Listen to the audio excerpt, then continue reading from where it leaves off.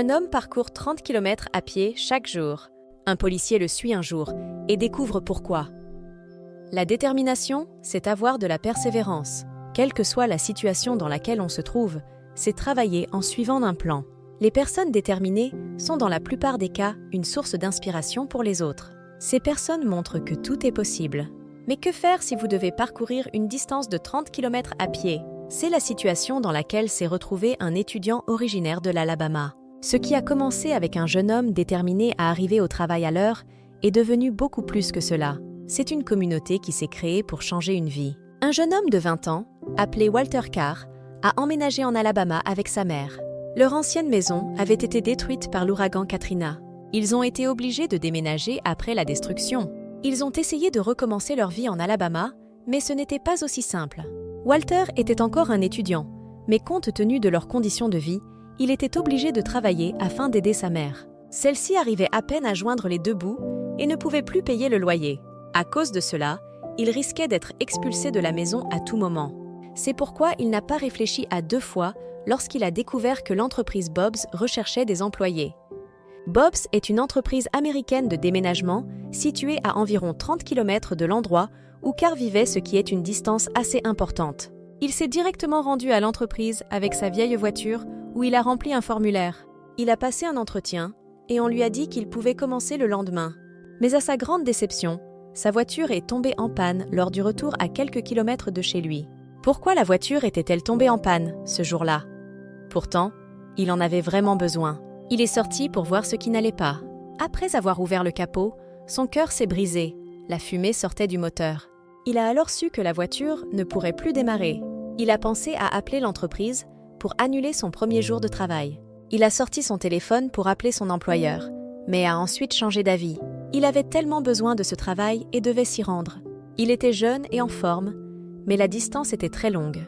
Il n'avait pas d'argent pour faire réparer sa voiture et parcourir la distance à pied. Lui prendrait 7 heures, mais abandonner n'était pas une option pour lui. Il avait sauvegardé l'adresse de Bob's dans son Google Maps. Il a pu planifier son trajet, mais il devait d'abord se reposer un peu, faire un somme pour avoir de l'énergie pour le trajet. Il a réglé son réveil à minuit et s'est endormi. Quand son réveil a sonné, il s'est levé, a mis ses chaussures de course les plus confortables et un manteau. Son objectif était d'arriver au travail à l'heure. Après avoir parcouru une bonne distance, son rythme de marche s'est ralenti, ses pieds étaient fatigués et ses muscles brûlaient. La sueur dégoulinait de son visage, mais l'idée de conserver son nouvel emploi l'a motivé à continuer et à ne pas abandonner.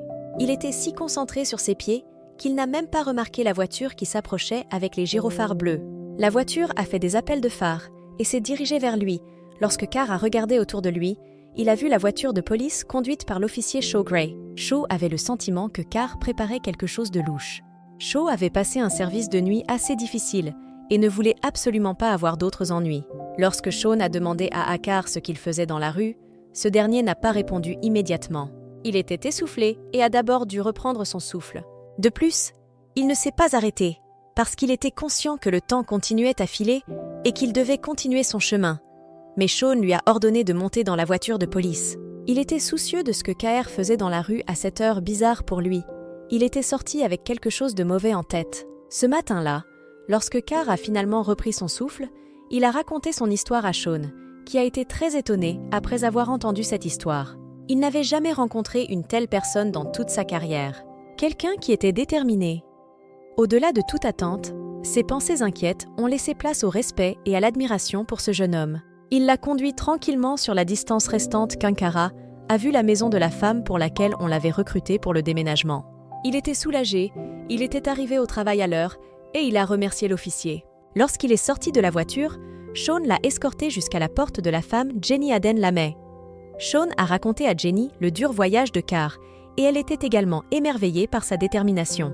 Ce dernier était toujours épuisé, mais le travail devait être fait lorsque les autres membres de l'équipe de déménagement sont arrivés. Malgré sa grande fatigue, il a chargé les cartons de Jenny dans le fourgon de déménagement et a continué le travail le lendemain.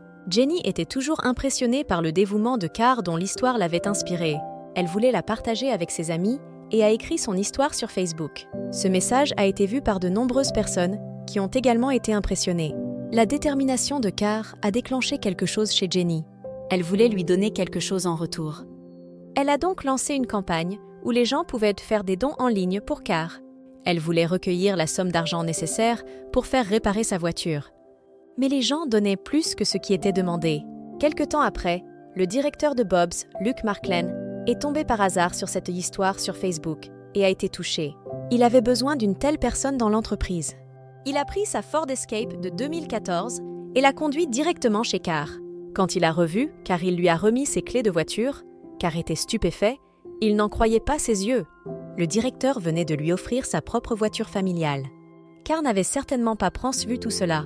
Il était si ému qu'il s'est mis à pleurer. Personne ne lui avait jamais offert une chose pareille. Son histoire a touché et inspiré de nombreux cœurs. Il a inconsciemment montré qu'abandonner n'était pas une option et que les obstacles peuvent toujours être surmontés. Il est devenu une source d'inspiration pour beaucoup. Il est reconnaissant envers tous ces étrangers qui se sont unis pour l'aider. Il aimerait devenir un officier de la marine et il réussira certainement principalement grâce à sa détermination, déterminé à remarcher. Une autre histoire d'un homme déterminé est celle de Shane. Shane, comme la plupart des jeunes aux États-Unis, aimait le football américain. Il aimait l'atmosphère du football et ses coéquipiers. Depuis son enfance, il aimait regarder les matchs des Browns. Son grand frère jouait aussi au football et Shane a suivi ses traces. Tout allait bien jusqu'à ce fameux samedi. C'était un samedi matin ordinaire et Shane avait un match. C'était un match de football pour les jeunes. Shane courait et il a attrapé une passe, quand un joueur de l'autre équipe lui est rentré dedans. Ce n'était pas intentionnel, mais c'était un choc violent et Shane est tombé. Ses amis sont venus pour le soulever, mais il n'a pas pu se lever car il n'arrivait pas à bouger ses pieds. Il s'est assis au sol, les jambes immobiles, dans la même position. Sa mère a commencé à paniquer. Il a été transporté à l'hôpital dans une ambulance où on lui a fait passer une IRM et quelques examens. Il a ensuite été transporté par avion à l'hôpital de Miami Valley, où on lui a fait des examens physiques et visuels pour s'assurer qu'il n'avait aucune blessure. Les résultats ont révélé que la vertèbre de Shane, au-dessus de la vertèbre T4, s'était détachée de la colonne vertébrale et avait glissé vers l'avant. Comme Shane était encore jeune, stable et avait également subi un bon examen de traumatisme, il a immédiatement été emmené en salle d'opération. Selon les pronostics, Shane avait 20% de chances de marcher après l'opération. Shane a pris cela comme une motivation. Il n'avait pas l'intention de passer le reste de sa vie dans une chaise roulante.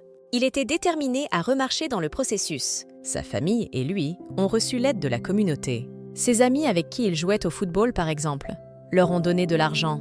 Grâce à son travail acharné et à sa détermination, Shane a progressé vers son objectif qui était de pouvoir à nouveau marcher. Il avait quitté l'hôpital avec les jambes immobiles, mais maintenant, il suit une thérapie et a également reçu une aide spéciale. Il est même devenu un mentor pour motiver d'autres personnes de son âge qui sont dans la même situation. Par-dessus tout, il reste déterminé et focalisé sur son objectif. Êtes-vous aussi déterminé que ces deux-là? Sinon, avez-vous, après avoir écouté ces histoires, changé d'avis grâce à la détermination? Vous pouvez avancer dans la vie. Rien ne peut vous empêcher d'atteindre vos objectifs. Nous voulons tous atteindre nos objectifs et c'est possible. À quel point êtes-vous déterminé? Dites-le nous en commentaire.